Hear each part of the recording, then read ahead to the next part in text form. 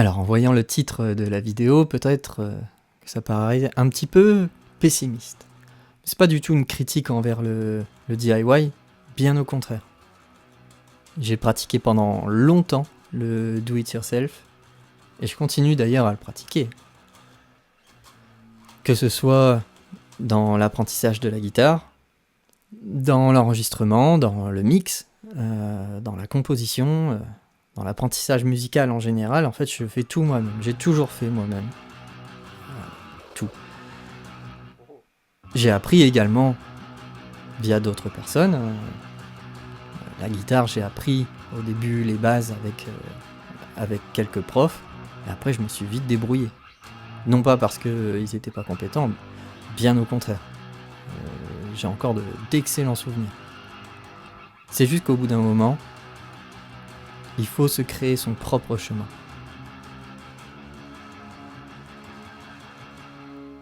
Je vous ai expliqué que mon chemin allait se détourner de l'utilisation des outils d'IA, etc. Dans le chemin que je vais emprunter, je vais essayer de faire au maximum par moi-même. Il y a des choses que je pourrais pas faire. Par exemple, le mixage de mes morceaux. C'est pas que je ne saurais pas le faire, c'est que j'aurais pas le recul nécessaire pour le faire. Et du coup, ça, je le confierai à quelqu'un d'autre. L'enregistrement, peut-être aussi. Et ce sera peut-être la même personne qui le fera. Là, vous pouvez voir, par exemple, sur le riff que je suis en train de jouer, enfin, en tout cas, que je suis en train de composer, que ça prend du temps. J'aurais pu engager quelqu'un qui me crée des chansons, mais non, ça m'intéresse pas, en fait. Ce qui est, à mon sens, intéressant, c'est pas le résultat, c'est justement le voyage, le chemin. C'est pour ça que ça me paraît important de vous montrer ça. Parce qu'au final, ce que j'aurais pu faire, c'est sortir quelque chose, juste faire teaser 2 semaines avant la sortie, regardez mon bel EP qui va sortir, je vous fais un petit clip sur YouTube, superbe. Ça, je l'ai déjà fait, hein, bien sûr, beaucoup de gens le font. C'est pas... Je suis pas en train de dénigrer cette façon de faire. C'est juste que c'est plus ma façon de faire. J'ai plus envie de faire ça. Je vois plus l'intérêt. Et je vois pas pourquoi on continuerait à faire ça, en fait. Ce qui est intéressant dans un processus créatif, c'est ça. C'est dans une création, c'est ça. Quand on va dans un musée, on voit le produit fini. Alors c'est cool. Mais comment l'artiste en est venu par exemple, à créer cette œuvre, à peindre une peinture, pourquoi est-ce qu'il a utilisé cette couleur-là, enfin, moi c'est des choses qui m'intéressent. J'ai pas envie de juste voir l'œuvre, ok c'est tout, bien accroché, ouais super, bel éclairage, superbe. Alors des fois il y a des explications sur par exemple quand on va voir des expos de photos, il y a souvent des explications.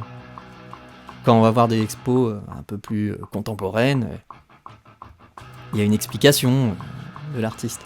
Et quelque part ça nous lie un petit peu plus à l'œuvre. On comprend peut-être un peu mieux le propos. D'ailleurs, des fois, ce qui est assez rigolo, c'est que dans l'art contemporain, c'est généralement le propos qui est plus intéressant que l'œuvre en soi. Et c'est ça qui est intéressant avec le do-it-yourself, à mon sens. C'est que on peut vraiment maîtriser le propos de A à Z. Dans la limite de ses compétences, bien entendu. Je trouverais ça un petit peu bizarre d'aller voir des gens et de leur demander, par exemple, de m'écrire des chansons alors que je sais le faire.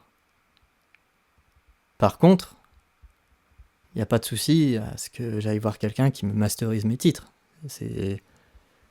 Pour moi, c'est logique, je ne sais pas forcément masteriser de manière optimale, où il y aurait peut-être des choses qui ne vont pas. Et encore, peut-être, là, je vais peut-être digresser, mais ça se trouve, je vais arriver à un résultat qui sera peut-être intéressant, en fait. La création, elle naît souvent avec des accidents. Là, je sais pas du tout où j'en suis dans la vidéo. Ma manière de tourner est un petit peu rigolote. Je ne parle pas en même temps que la vidéo qui défile, par exemple. C'est ça qui est marrant aussi. C'est que là, vous pouvez peut-être voir ma façon de créer. Bah, c'est totalement, pas forcément anarchique, mais c'est un peu spontané. Des fois, c'est des accidents. Des fois, je vais glisser vers une note et je me dis « Oh, tiens, c'est intéressant, j'y avais pas pensé à ça. »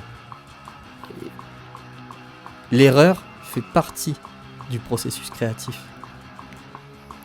Alors, on a digressé, hein. On est parti du DIY pour arriver sur l'erreur fait partie du processus créatif.